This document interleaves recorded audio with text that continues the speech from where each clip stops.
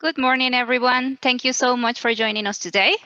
My name is Natasha Soto, and I'm the project leader of MyWow, Migrant Women Opportunities for Work. This is a project of New Communities Partnership, co-founded by the Government of Ireland and the European Social Fund under the Programme for Employability, Inclusion and Learning. MyWow, along the scheme to support national organizations, another project of NCP, funded by the Government of Ireland through POBAL on behalf of the Department of Rural and Community Development, and run by my colleague Francesco De Salvia, have organized today's information session, Physical and Mental Health. How can migrants access healthcare in Ireland?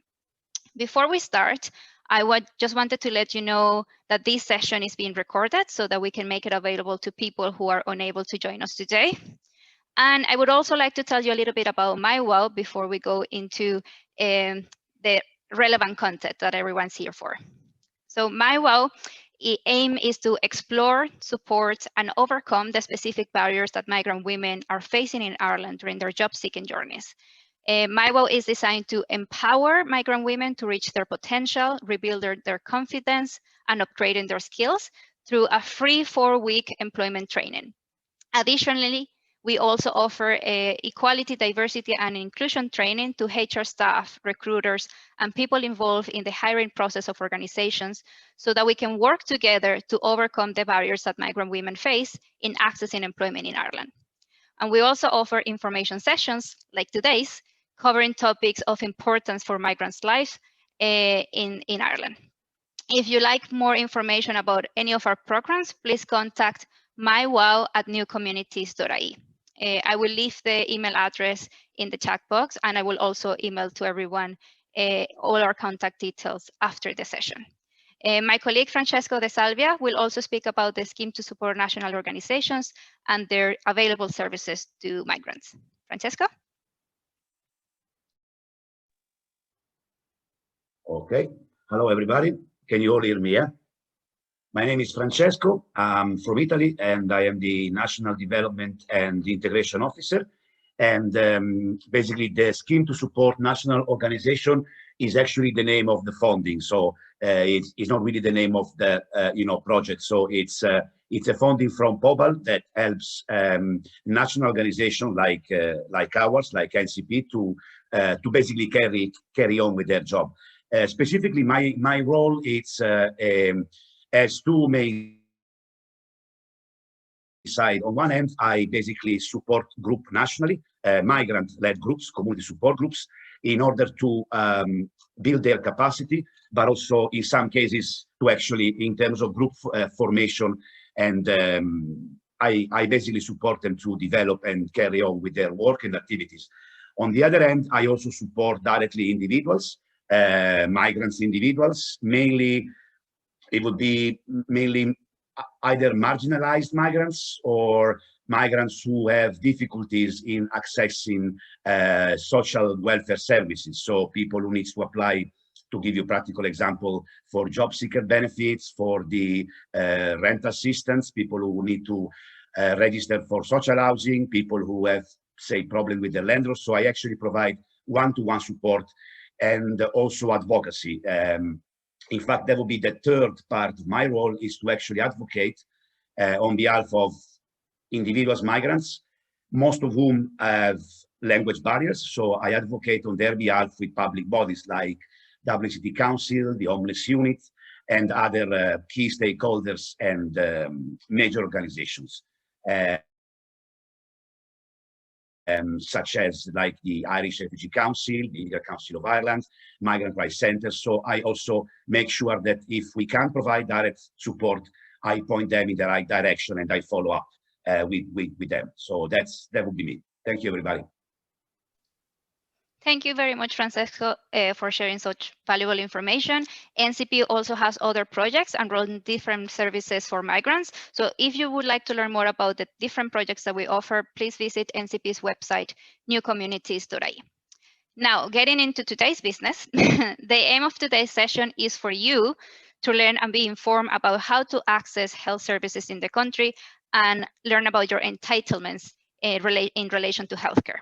In NCP, being a migrant organization run by migrants for migrants, we are well aware of the needs our communities have. And we realize that despite the many efforts that many organizations, such as those ones that some of our speakers come from, there still is misinformation among migrants on how the healthcare system works in the country, how to apply for medical cards, how to access dental services, how to access mental health services or maternity health services.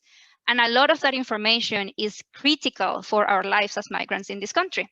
And that is why we came together to offer this information session today for migrant communities throughout the country. So without further ado, I am delighted to welcome and be joined by our three speakers, Dr. Angela Skuce. She's a GP from the Capuchin Clinic and Safety Net Primary Care. Emilia Marchelewska, she is the Health Advocacy Officer from Corja, and Ovidiu Matiut, one of the founding members of New Communities Partnership, who has a lot of experience in dealing with health services in Ireland and providing information provision to migrants. Welcome, everyone. Thank you so much for being with us today. Now I'm going to pass it to Ovidiu, who is going to be talking a little bit about the healthcare system in the country. Ovidiu is an experienced management professional with over 20 years of experience in community development. And he's one of the founding members of New Communities Partnerships and was the first employee as community development worker. Ovidiu has a lot of experience in dealing with health services and providing information provision to migrants. Ovidiu, the floor is yours. Thank you, Natasha. Hello, everybody. I am one of the, I can say, old immigrants in Ireland. I arrived here in 2000 from Romania. And since then, my work was mostly in community development. I have a bit of experience with health services, and my presentation will be about accessing healthcare in Ireland. It is my personal and professional experience, and it's about what I know and I think is useful for you to know about health services here. So the Irish healthcare system is delivered through public and private providers. What I mean by providers: hospitals, GP surgeries or practices, and anything else that is related to health. Central to the health system in Ireland is the GP or family doctor. So everybody in Ireland has or supposed to have a family doctor, a GP. Those doctors are working from 8, 9 o'clock in the morning up until 5, 6 o'clock in the afternoon, Monday to Friday. Some of them have their practices over open on Saturdays as well. However, after hours, there are other GP services depending on the areas you are living in. So they might be called Care Doc, GP24, D-Doc, Doctor on Call. So all those information you can find asking your GP, or as is natural now, searching the internet. If you don't have or you cannot access them, or it's an emergency, you go to the hospital, to the emergency department. Or if you cannot travel or you are seriously ill, you call an ambulance through 999 or 112. Now, when you call the ambulance or the number 112, you will be asked what service do you require, the ambulance, Gardaí, fire brigade, or Coast Guard. And you have to tell them that you are looking for ambulance. If you are calling on behalf of other person, you have to tell them the location, or even if you call on your behalf, you have to tell the service the location you are in, the phone number you have, and what is the problem, and they will take it from there. It is advisable to try first the GP, because if everybody goes to the emergency department, the waiting time will be longer than it is now. Now, as immigrants, we expect services to move fast. in Ireland, one of my surprises was that when I arrived at the emergency department, I could see the average waiting time is 4 hours. Now, that doesn't mean that you have to wait 4 hours. You might wait 5 minutes or 5 hours.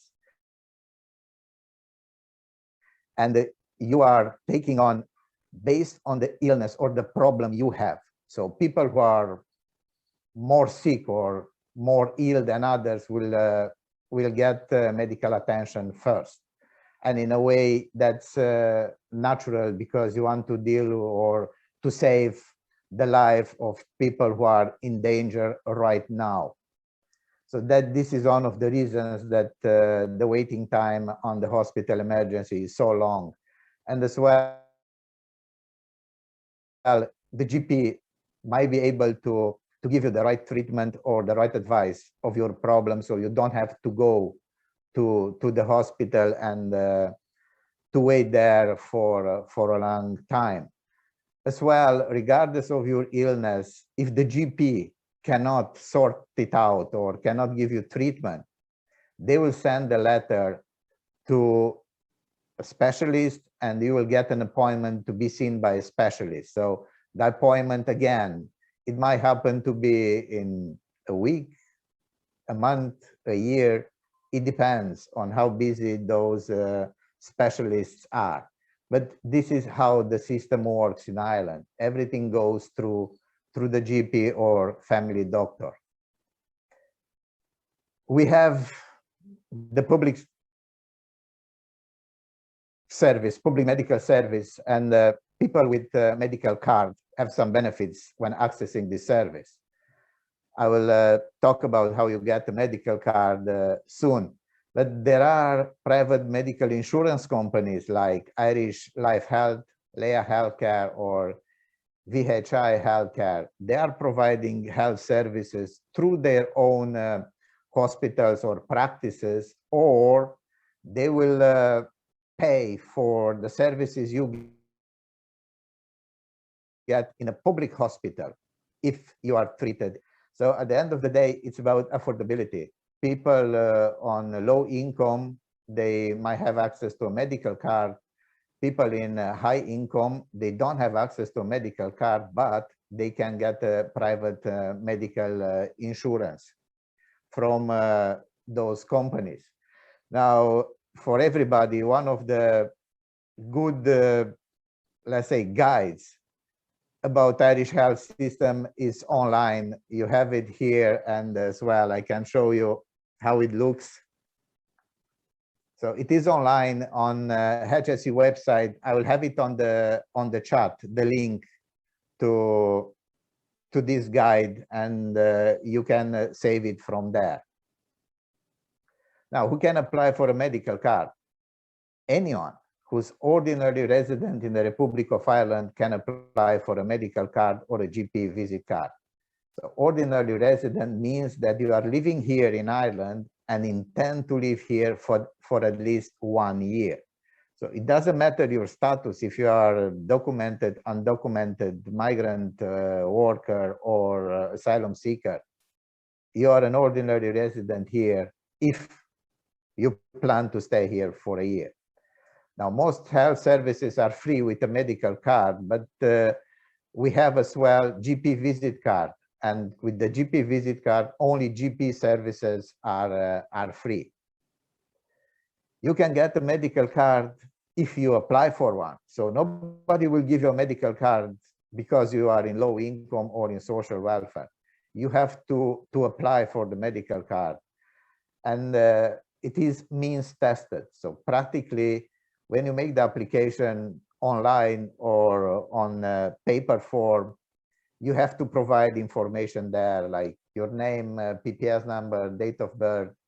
You have to have a valid address. What are your income? What expenses you have? And as well, you have to be registered with a GP or family medic or doctor. Now, in some areas of the country, GPs are not keen to register, let's say, new patients on a medical card, or that are in low income and will apply for a medical card. if that's the case, and the GP is telling you that they cannot register you on their panel, you have to ask them for a letter to confirm that. Because you cannot get a medical card if you don't have a GP. However, if you have 3 letters of refusals from 3 different GPs, the HSE will assign a GP for you, and then you can get a medical card. You have to be aware of the fact that income, it's important, and you have to provide the proof of your income, and as well proof of your expenses. Expenses like rent you pay, childcare costs, travel to work, so on and so forth. So everything is on the HSE website, and you can check there your eligibility for a medical card. Now, what about undocumented? You have a right to medical care in Ireland. The only difference now is if you have a medical card and the service is free, or if you don't have a medical card and you don't have a private insurance, you have to pay for medical services. So on average, it's about 50, 60 euro you pay to a GP. Or if you go to emergency department without a letter from a GP, you will be charged 100 euro. So everything is about money at the end of the day, because the medical card is free, but is paid by the state through workers' contribution to the service. So undocumented, if you don't have a PPS, and you have a problem because you cannot get it. If you don't have a valid address, you will have a problem.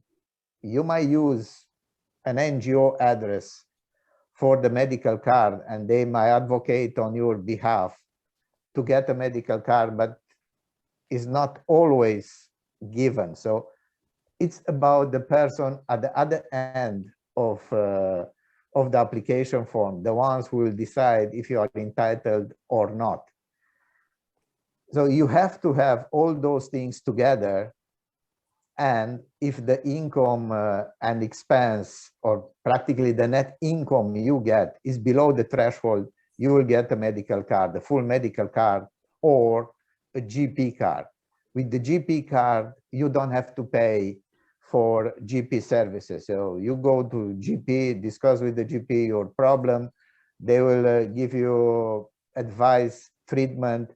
But if you have to get medicines for your problem, you might have to pay the full price for those. So what a medical card covers: GP services and medicine they prescribe. Now, even though you have a medical card, when you go to the pharmacy to pick up your prescription, they might ask you for money. So it might be €1 charge for each medicine, or maybe less. It depends.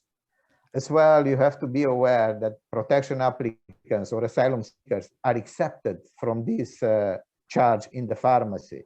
So they have to tell the pharmacies that they are asylum seekers to provide their card, and more likely they'll be found in the pharmacy's database and will be accepted for this payment. As well, the tests you might have to take, x-rays, blood tests, whatever, will be covered by a medical card.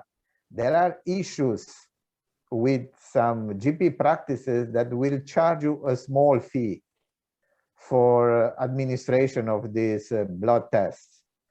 You can ask HSE for a refund, but it takes ages to get it. So it is up to you what you want to do, but you are entitled to free blood tests. And if you are charged, you can ask for a refund.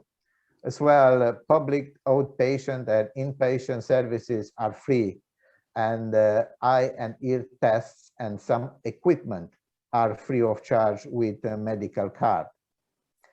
Some dental services are free with a medical card as well, but I will give you some more information on the next slides. So there are two schemes that are not means tested. So it doesn't matter how much do you earn. You are entitled to drug payment scheme. So that's for individuals and families, and there are subsidized for approved prescription drugs, medicine, and certain appliances that you have to rent.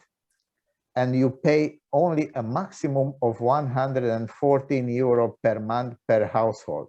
So if there are more people in the family that have health issues and they need medicines, the maximum you pay, even if you don't have a medical card, the maximum you pay for a family in a month is 114 euro. Another scheme is a long-term illness scheme, where you can get some drugs, medicines, and approved appliances for free from your pharmacy. Some of the diseases and disabilities covered by the scheme are acute leukemia, cystic fibrosis, epilepsy, intellectual disability, mental illness under the age of 16, multiple sclerosis. There are more than those, but maybe those are the ones that we know more about. Now, the dental services, all these dental services are provided by private dentists, not all, the vast majority. Children under 16 can access the services through HSE dental clinics. In school, children in primary schools are usually offered an appointment in the 2nd, 4th, and 6th class.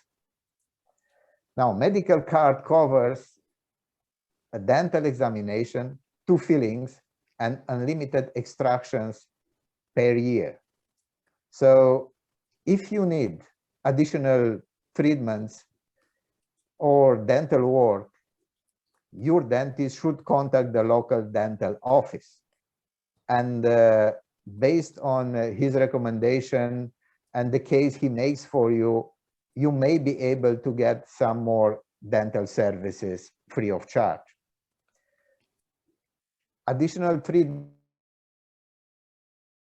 like teeth cleaning are available for those persons with specific medical conditions. So it's not for everybody, it's only for people with some medical conditions. So all these informations are on the HSE website. Another issue is that it's more recent or since COVID started, dentists are not very keen on taking on new people with medical card. So they would prefer to treat people without medical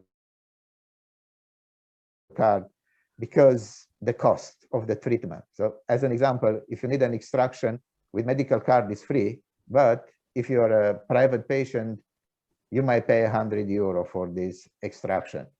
So it is a bit of work to be done by HSE to get dentists on board and convince them, if I can say so, to provide dental services for medical card holders. It is an expensive treatment if you don't have a medical card, and as well, if your medical card doesn't cover everything you need to do, and that should be an incentive for every one of us to take care of dental hygiene, and not only the general health, but the dental health as well. Now, ophthalmological services. So those services are provided by private companies like Specsavers. Probably they are the best known ones. And medical card holders have the eye exam and a pair of glasses covered by HSE. So how the system works, you have a medical card, you go to Specsavers and tell them that you need an eye exam. They will give you a form to fill in. You have to fill in a form to bring it to HSE. HSE will approve it or not. If it's approved, with the form approved that you will receive at home, you go to the service provider and they will give you an appointment for an eye exam, and if you need glasses, they will offer you glasses. Now, what is covered by HSE, it's a certain amount of cost for the frame and the glasses. So that's usually the cheapest one. The glass provider, they might give you some deals, let's say, as an example. So if a pair of glasses is 70 euro, they will say, okay, we can offer you 2 pairs of glasses for 150 euro, and you get the frame of a value of 100 euro each, or whatever. You have to be aware that everything that's extra you pay from your own pocket. So not everything is covered by HSE. It's a certain amount of money. Children under 16 are usually checked in schools by a nurse regarding ophthalmological services, and if they need an eye exam or glasses, they'll be referred to a specialist to be checked and to take it from there. So those will be probably the basic informations you have to know about accessing health services, and as well accessing a medical card. Be aware that the medical card is means tested. You have to have all the details required, including a GP. And as well, consider that the first person you have to contact when you have a medical problem is the GP, the medical practitioner. Don't go to the hospital for everything. So the advice is go to the GP or after our GP. If they are not available, then you can go to emergency, or if you are seriously ill only, you go or you call an ambulance. I have here some useful links from HSE, social inclusion translation. So on the website, there are lots of materials translated in different foreign languages. So that will be a big help for everyone that doesn't speak very well English language. As well, there are other organizations that can support you and work on the health area, like Corja, and they have their Health Connect app that is very useful, and I suppose you will get more information about it later. If you don't know any NGOs or health organizations in your area that can help you or advocate in your behalf, it's no harm to go to any NGO to ask for help and support if you want to make an application for medical card, or if you want to get more information about it. As well, Citizen Information Center, it's a big source of information. But from my personal point of view, HSE has a very comprehensive website where you can find almost everything related to health. And as well, they have HSE Live. So you can send messages directly to one of the staff there on the internet, of course, and ask questions, and you will receive the proper advice. So that's all for me. I wish you best of luck in everything you do. Keep safe and keep healthy. Thank you. Thank you so much, Ovidiu, for that very informative session. We remind everyone that if you have any questions, please feel free to use the Q&A box to send the questions in. We will answer all of the questions after all the speakers have finished their presentation. So don't worry, we're compiling all the questions that are coming in, and we will answer them at the end of the presentations. Our next speaker is Emilia Marchelewska. She is passionate about health and well-being. She is a health advocacy officer with Corja, an advocacy organization challenging ethnic minorities' health inequalities, where she leads the Migrant Mental Health and Health Connect.ie projects. Emilia is also the vice chair of the CKU Center for Counseling and Therapy. She is a board director of the National Women's Council of Ireland and a member of the Forum Polonia. She has experience including supporting individuals and communities, engaging with services and policymakers, and working with the media. Emilia has a master's in social psychology, a degree in youth rehabilitation, and a diploma in project management. She is also an accredited EFT practitioner, and she's currently studying positive psychology and health at the Royal College of Surgeons in Ireland. Emilia, the floor is yours. Thank you very much, Natasha. Can everyone hear me and see my presentation?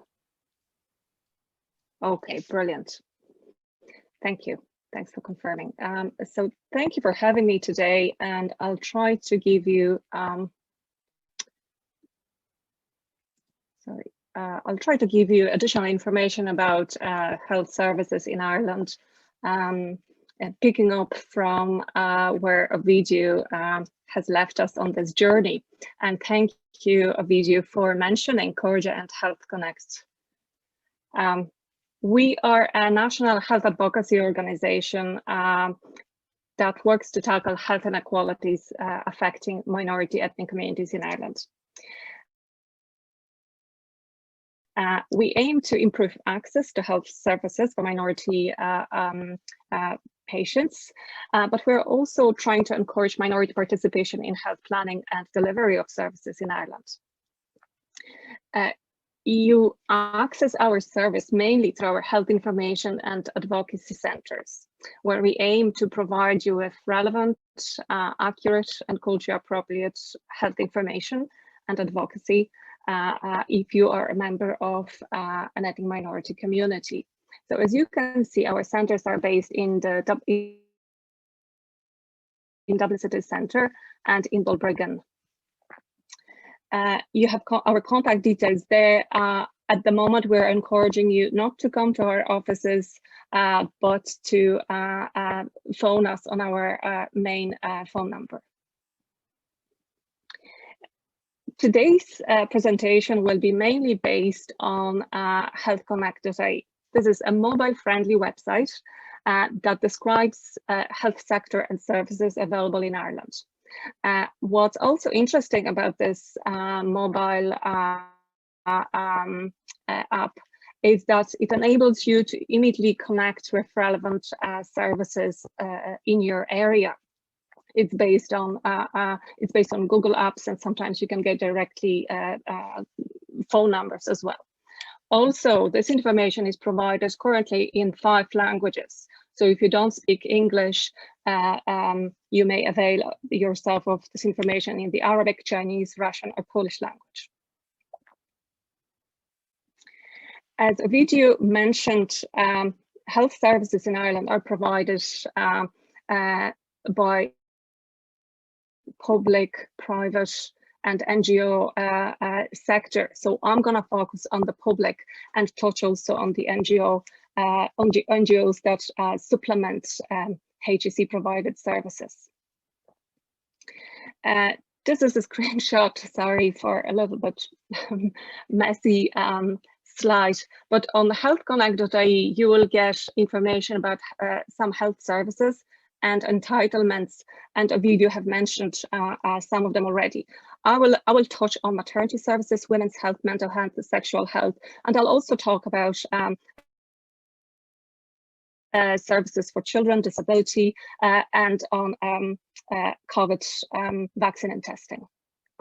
So starting with women's health, as Ovidiu mentioned, the GP is really the focal point for everything, and some GPs are experts in the fields of women's health. They provide family planning, reproductive health advice, and they also would give you contraception, and you may talk about abortion services too. They also some of them participate in screening programs like cervical check or breast check. However, if you have health issues, you may be referred to see a consultant gynecologist, or maybe, let's say, if you find a lump in your breast, you may be referred to a breast clinic. As I mentioned earlier, some there are NGOs, which means non-governmental organizations, that also provide this sort of services. So they would include family planning, emergency contraception, crisis pregnancy services. You may access them without GP referral, and they do accept medical cards. Private services in this area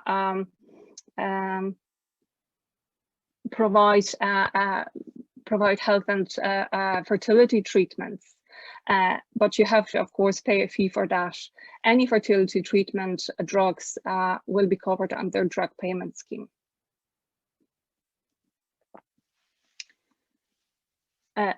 All pregnant women in Ireland, and moving on to a more specialized sexual health, remit. So I mentioned contraception, but I think it's important to mention emergency contraception. So what if you had unprotected sex, directly to a pharmacy to get a so-called morning after pill? You'll have to talk to your pharmacist. He'll just check against any red flags, and you'll get your medication. It is free for medical card holders. Should you experience unplanned pregnancy, or you have worrying and confusing thoughts about your pregnancy, there's also a free info line provided by the HSE. It will give you information. It provides also a counseling option where you can talk through your issues with a trained counselor and psychotherapists. You can also get medical advice. Please do not afraid to call. Let's say if you don't speak English, there are interpreters available who speak 250 languages, and the phone number is free. It's here. I can share it later through the chat. In terms of sexually transmitted diseases and HIV, these services are provided also free of charge in the public clinics, and some NGOs provide this service as well. Please do bear in mind that services are restricted now during COVID. So that's one thing. The other thing is, for those of you, or you may know somebody who has been diagnosed with HIV, the PrEP is it's available in Ireland for free now. And I'll try to show you now a different. I'll try to show you a video. Okay. Speaking about sexual health and coronavirus and COVID.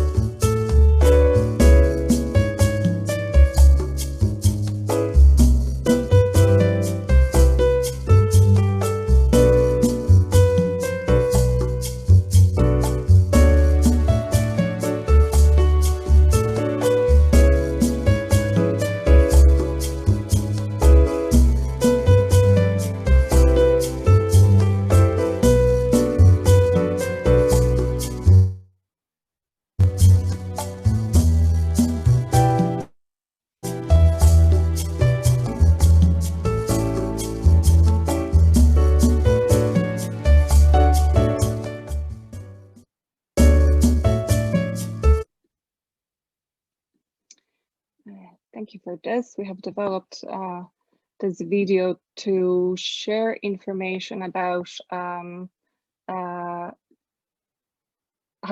you can protect yourself against COVID. Not only yourself, but also members of your family and community.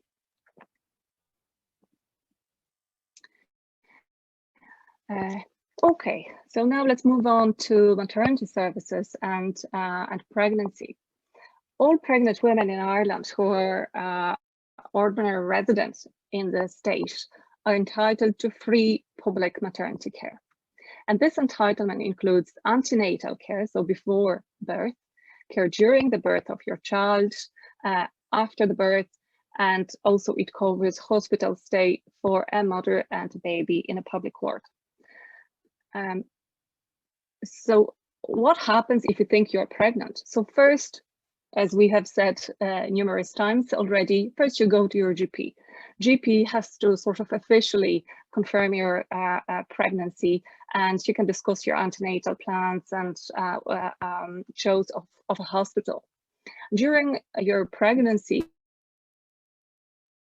you'll have numerous a midwife or gynecologist, depending on your choice, at the hospital. Also, you can share these visits between hospital and your GP. At each visit, certain tests will be taken, like blood pressure, and you will be asked to provide a urine sample. And in some countries, you may be, if you come from certain countries, you may expect much more tests to be done during pregnancy. Here, it's usually kept, if a pregnancy is going healthy, you're not getting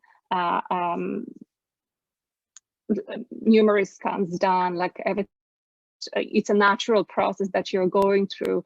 It's not as medicalized as it is in some countries. Antenatal classes are held in your local public maternity hospitals, are free. Of course, you know, you're entitled to choose whatever you want, give your birth, or if you want a home birth, that's an option as well. And after the birth, you'll have 2 free postnatal visits to your GP to check yourself and your baby, and public health nurse will visit too as well. Free advice and care at maternity hospital is provided for 6 weeks. So if you're worried, if you're concerned, if you have a stupid question, you call them too, and they will be very understanding, because they know that sometimes it's a vulnerable time for parents, and you want to make sure that you and your baby are okay.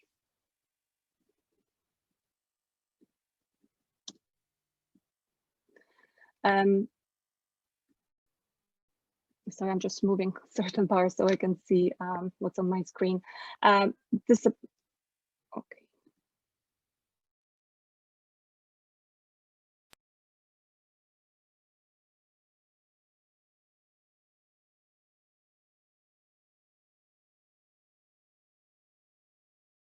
In Ireland, they may offer you participation in breastfeeding groups, which is a very good opportunity for you to meet other moms and just learn more. You know, sometimes it is about just clarifying that everyone is going through the same as you. Public health nurses also provide developmental checks at 3 months, around 10 months, then between 8 and 24 months, and 3 years. The GP will be mostly responsible for vaccinations, and please do remember that children under age of 6 are entitled to a free GP visit card. Information about child-focused services and certain conditions are available on HSE's website, mychild.ie. It's very good. It's a trusted information from experts, so please do visit. Now, we'll be moving to disability services. So should you be concerned about any developmental, if there are any complex developmental needs facing a child and a family, in your local primary care team, will provide early intervention, and they will. The services may include occupation therapists, clinical or educational psychologists, social workers, or speech and language therapists. So if you're concerned, or if you want to just learn more, please look up your local primary care team.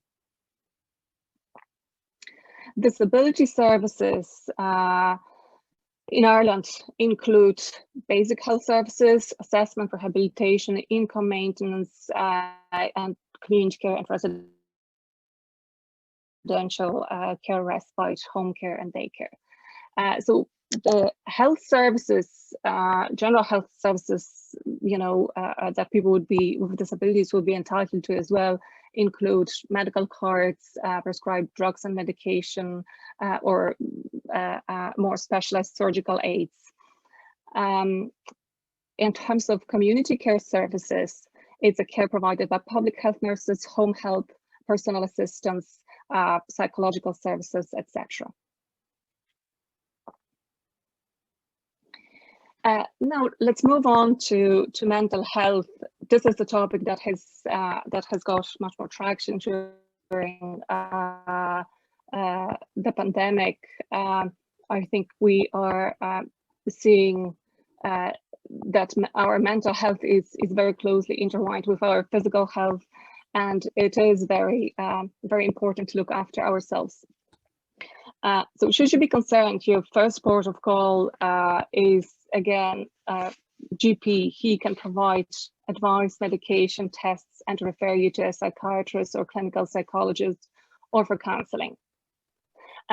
But really, most of our stresses and concerns we're able to deal in the community, and only one in 10 people would be referred for more specialized service.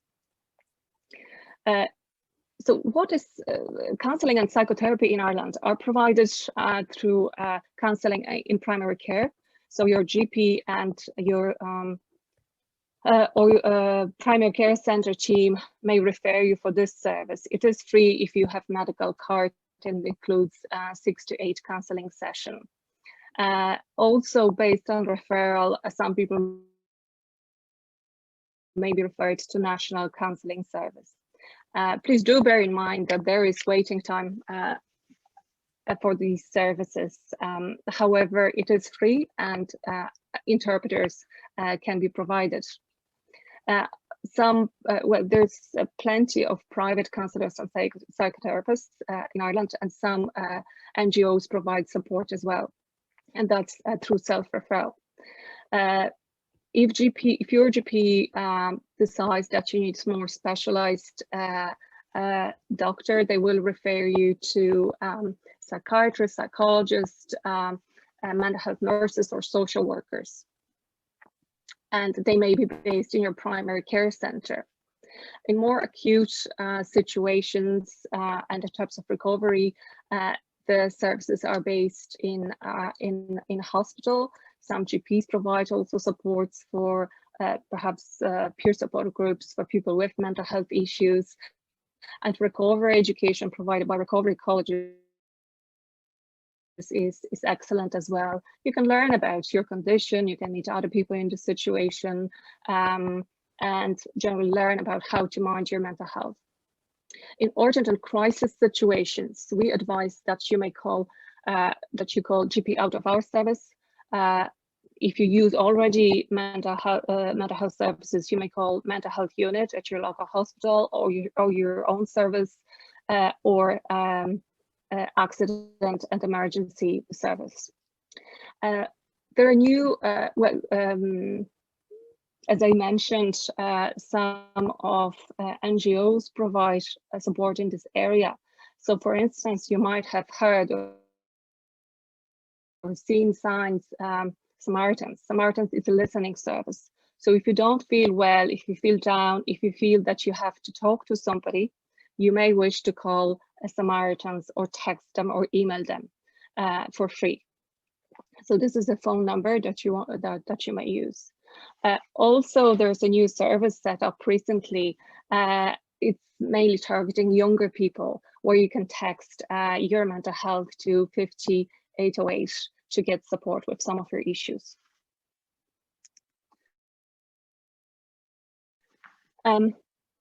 As I mentioned earlier, most of our mental health concerns, there is somebody who has, nerves made of steel, and it's not bothered by anything that is happening in their lives. But most of us will have ups and downs. And in the same way as you as you look after your physical health, you have to look after your mental health.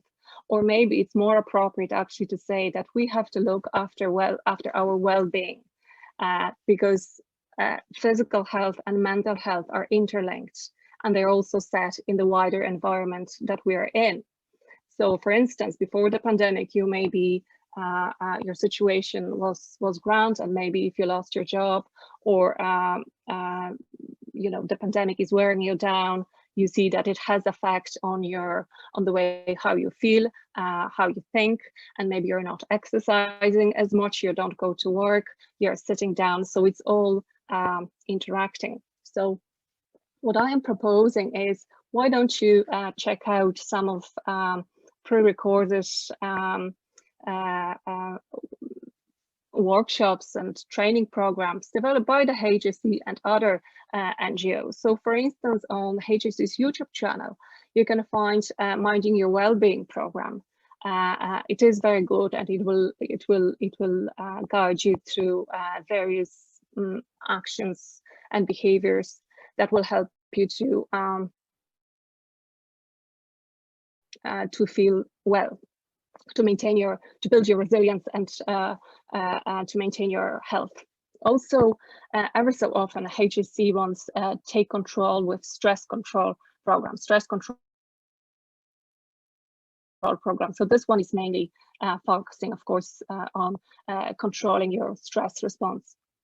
And I know that it's a lot to take, but I think a good central point of information is HSE's Your Mental Health website and info line. So if you are concerned about yourself or another person in your community and in your family, you may want to check out information on that website, or just phone them and find out which services are available in your area and what is suitable depending on the symptoms that you will describe. And we know that with health is, especially mental health, it's very sensitive to language and to culture. So just think about it. Do you know mental health supports in your own community that are provided through your own language, or they're culturally suitable? So there are services like Insight Matters or My Mind that My Mind provides as counseling and therapy in many languages, or Black Therapists organization provides this service for the African Irish community. We have developed this booklet, Pathways to Being Well, a few years ago, and it's available in 8 languages. So you might find there information about how to look after your mental health, your well-being, and information for to the mainstream services, as well as to some services provided by and for minority groups. Things are changing in the pandemic, but nonetheless, it's a still some point of reference. Okay, so let's move on to the current situation that we're still in. As you know, the vaccines are available now in Ireland. The HSE, if you just Google hse.ie, you will instantly get information about a vaccination program, how to register, things around getting your vaccine, the rollout program, so which group is being vaccinated and registered currently, and you will get information about vaccines used in Ireland: AstraZeneca, Moderna, Janssen, Pfizer, etc. Please do check information most of this information is translated. So if you Google, if you put in the search box HSE COVID translated materials, you'll get that information in many languages.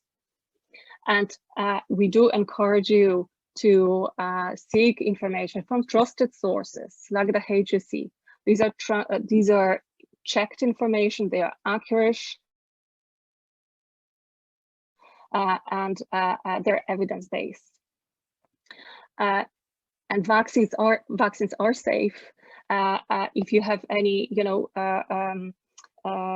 concerns about this, about your own individual health status, and you may wish to check if vaccines are safe for you. If you have any questions, you can call HSE.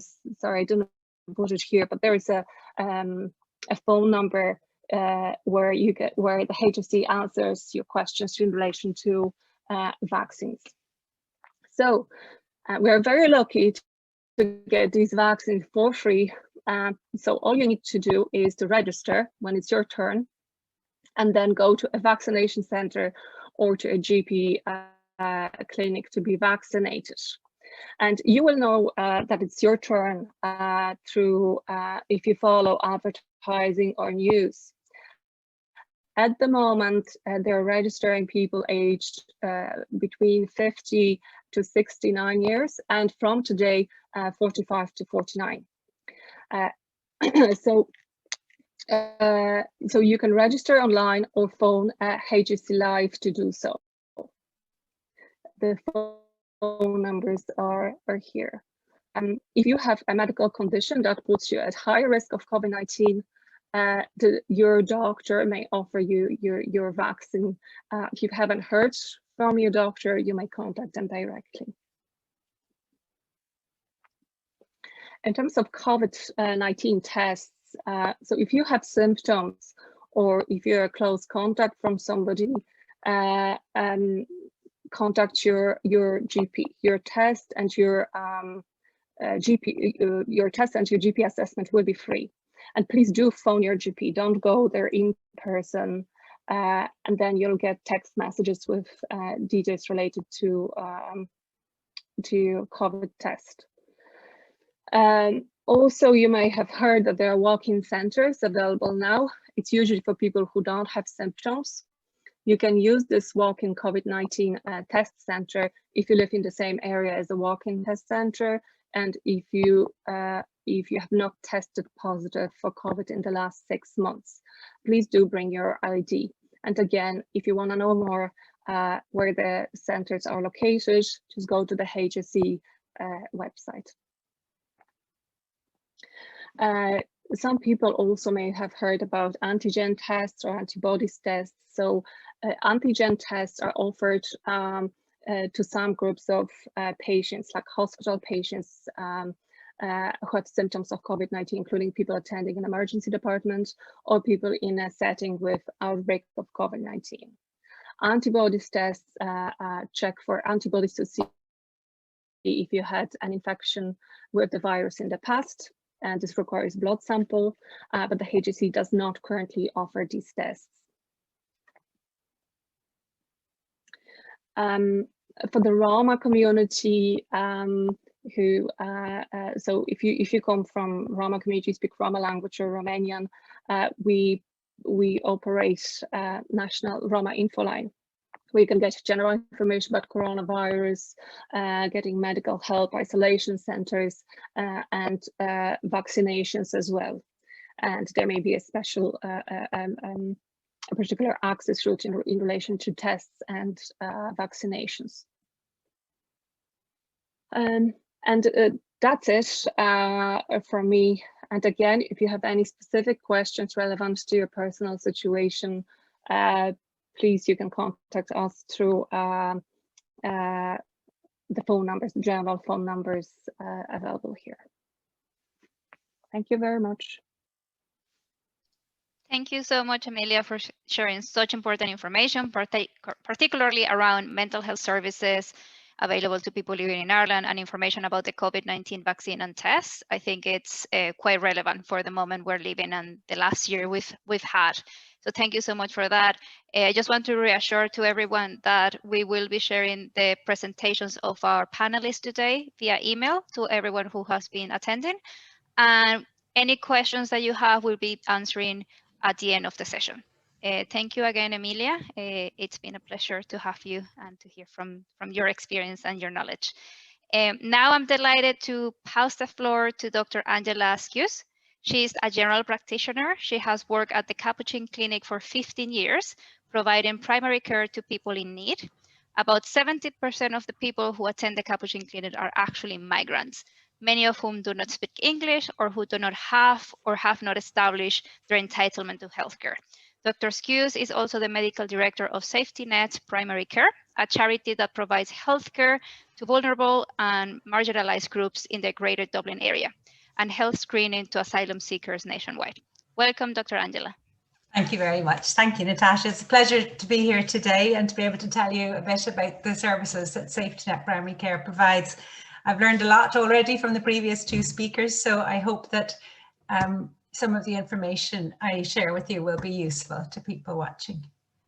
Okay, so I think I'm sharing screen okay now. Can everyone see that? Yes. Great. Okay, so as Natasha said, I've been a GP in the Capuchin Clinic for about 15 years. The Capuchin Clinic became part of Safety Net Primary Care just in the last year. Safety Net is a charity that provides primary care services to people that couldn't otherwise access it. We have a website that gives information about services provided and projects that we're involved in. This is a picture of some of the team members who, as you can see, all love the work that they do because they're looking so happy. We're based in Dublin's North Inner City, and a lot of our services are provided from there, although some of the teams do work nationwide. Our vision is for health equity, that everybody should have a fair opportunity to attain their full health potential and that no one should be disadvantaged from achieving this potential. And our mission is to develop high quality healthcare services for homeless people and others who are socially excluded and who otherwise wouldn't receive care, and also to promote their well-being while advocating for an inclusive health system. This is how we see healthcare provision in Ireland, and the previous speakers have referred to that. Most people are provided for by mainstream public services. Some people can afford health insurance or private healthcare, and Safety Net focus is for the people over on the left who aren't, for whatever reason, able to access regular services.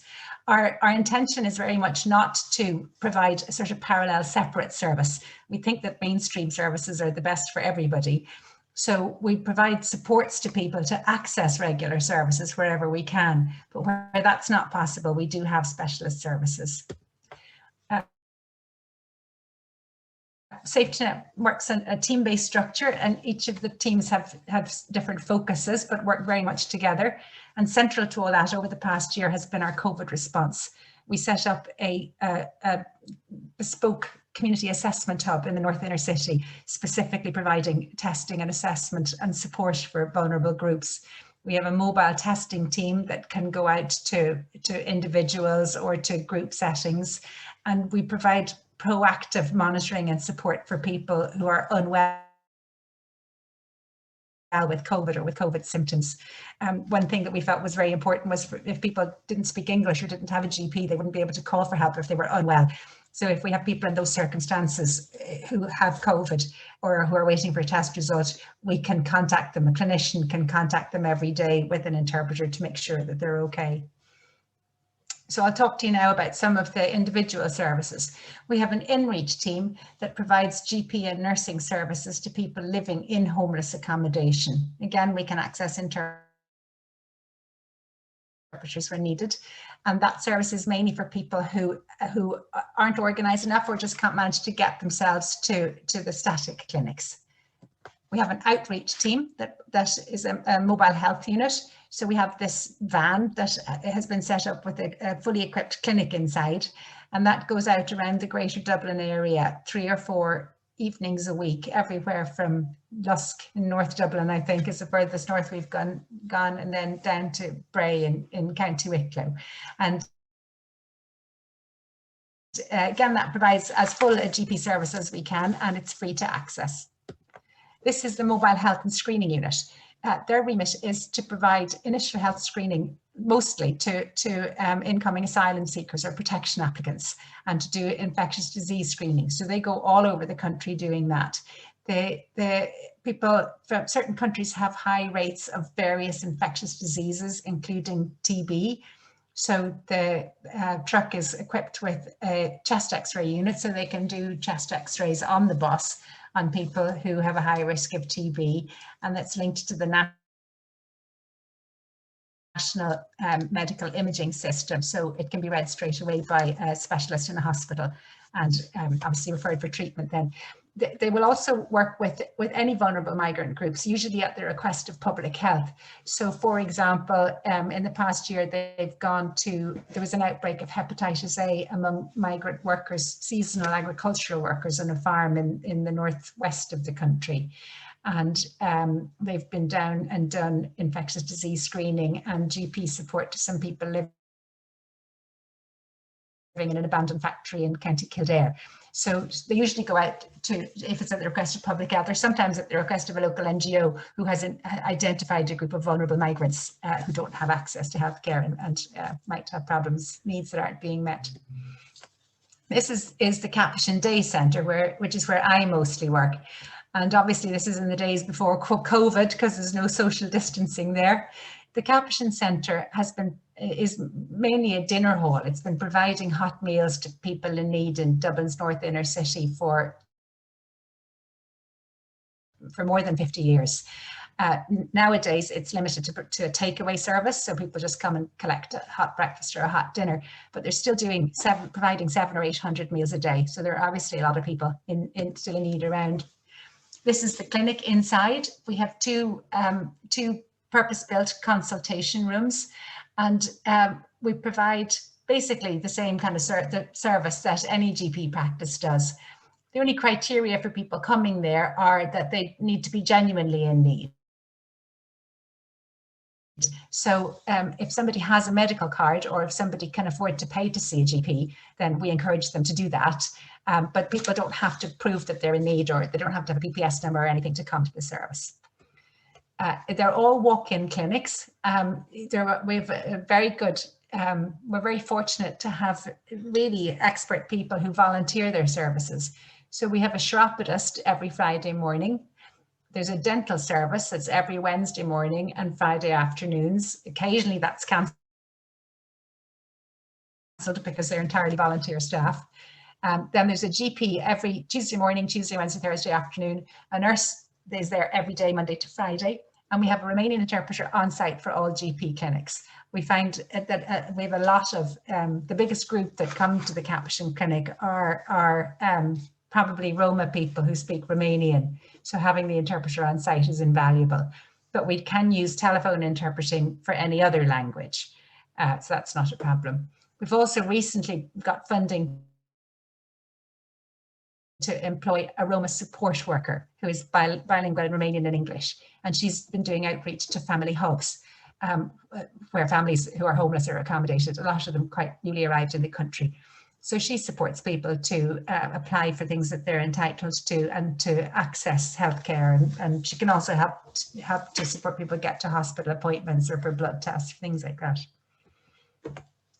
SafetyNet also has a clinic up in Summerhill in Dublin 1, the Summerhill Inclusion Health Hub,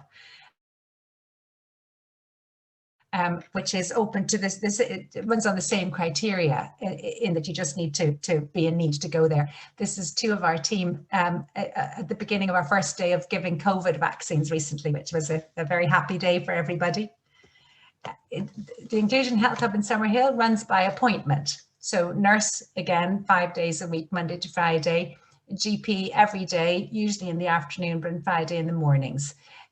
They see it, then for whatever reason, they tend to see a different kind of clientele. So they often see people with lots of different languages. So they just use telephone interpreting, and they try and book that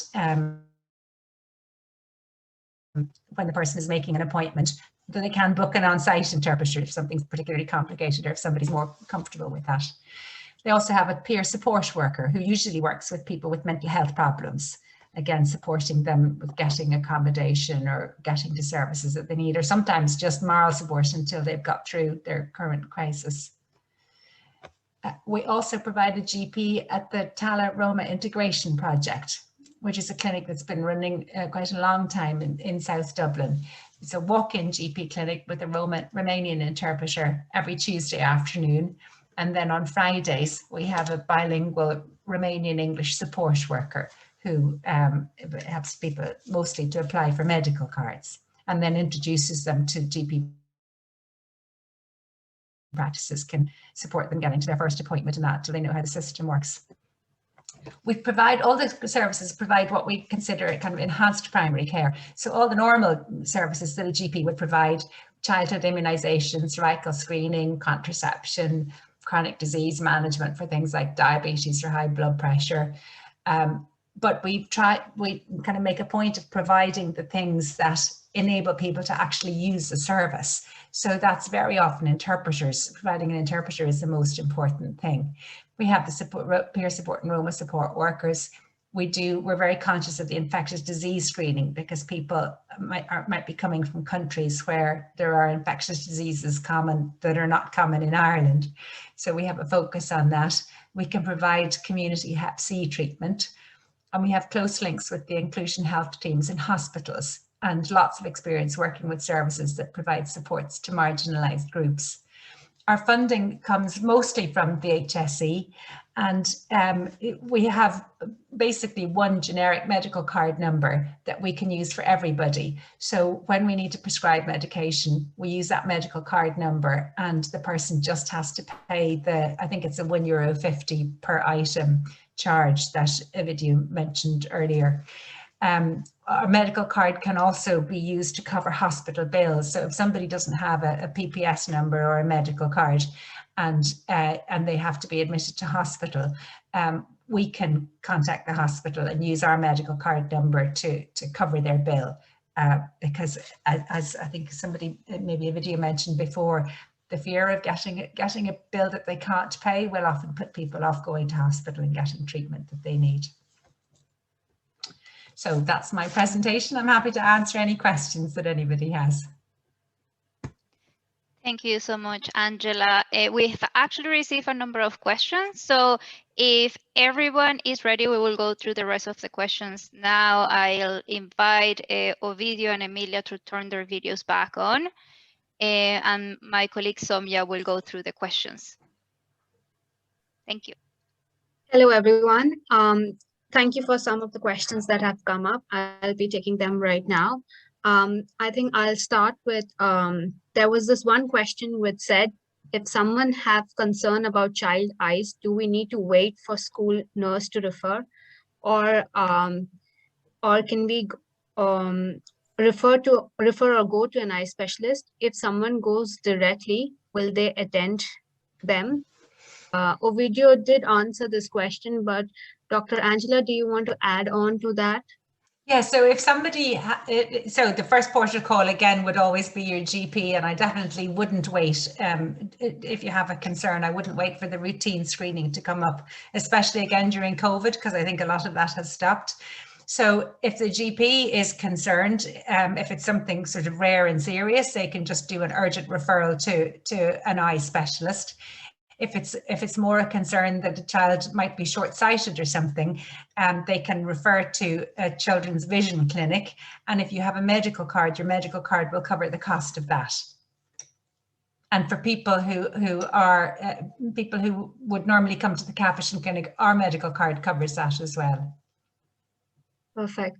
Thank you, Dr. Angela. And the next question is, how do I get a GP? Do I choose one, or is it chosen for me? I think, Ovidiu, you would want to answer this question.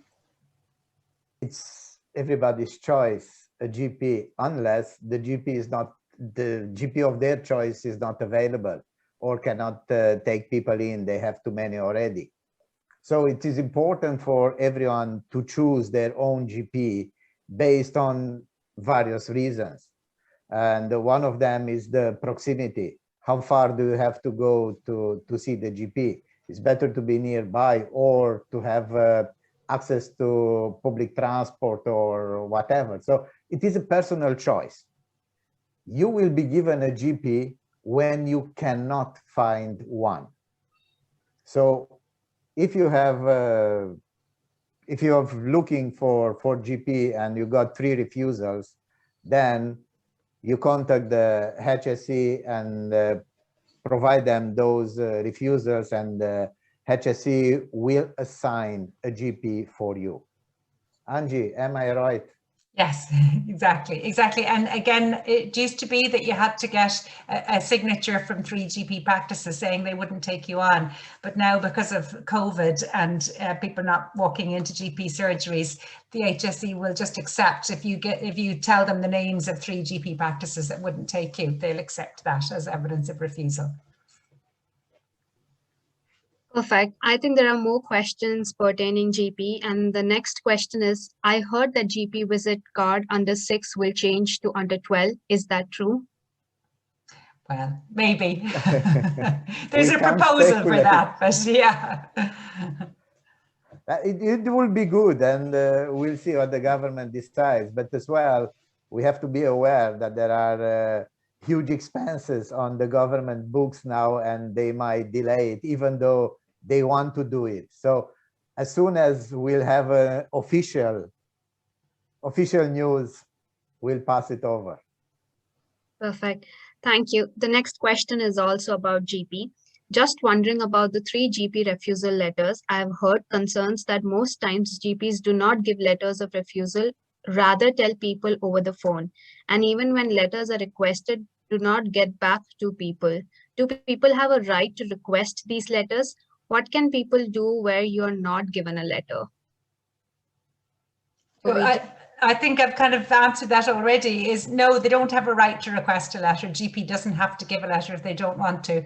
But the HSE have told us many times that now, because of COVID, they're not requiring a letter, that you just have to say, we were told over the phone that they wouldn't take us. I don't know what your experience is, Ovidiu, of reality. Regarding medical card, again, is the person on the other end of the application. Some people will accept it. Some other people wanted to see the proof.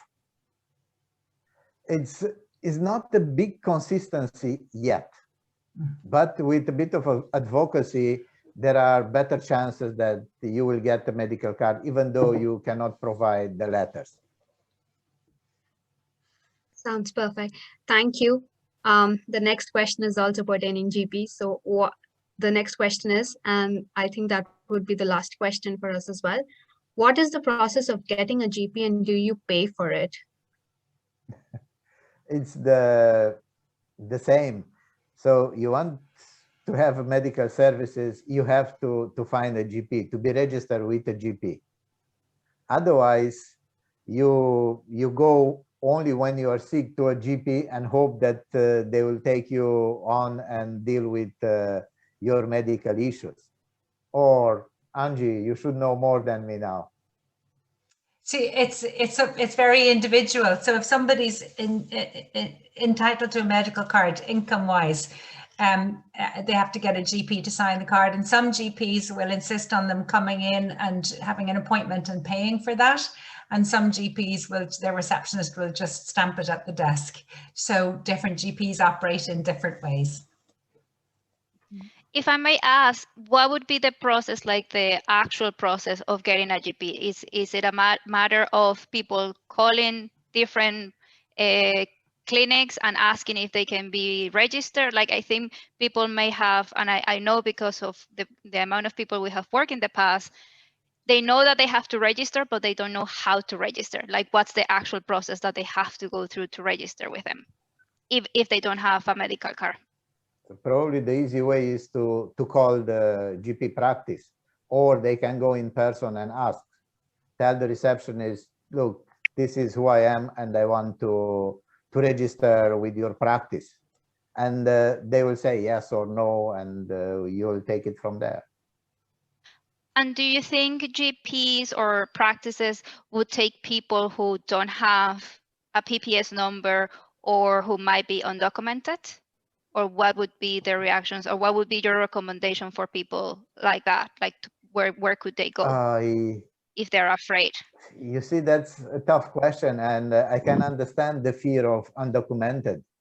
Now, in theory, now we have the Data Protection Act, so information should be exchanged without a valid reason between state institutions. GPs would have no interest in reporting anybody who's undocumented. They have no interest in that, and they wouldn't have time. So people needn't be afraid of going to see a GP. Their issue more is, can they afford it? Because if they can't prove their residency, then it can be hard to get a medical card. Absolutely. I suppose now Angie's service helps a lot those in Dublin. But for undocumented that are all over the country, it's more difficult to find a GP that will provide free services for them. Because being undocumented and in very low or no income, how can you afford to pay for every GP visit? But there are some GPs that are offering this service. At the end of the day, it costs nothing to ask. Mm. Absolutely. I think there's another question, Samia. Yes. The next question we have is, where can one get family planning contraception? My GP is not providing this service. Emilia, do you want to? Yes, yeah, I can try. So, well, I suppose there are two choices roughly. Well, if you can't, you may wish to change your GP to the one that will provide a comprehensive service that suits, you know, your needs. Or, as I said, there are family planning clinics existing as well, like Irish Family Planning, that provide this service.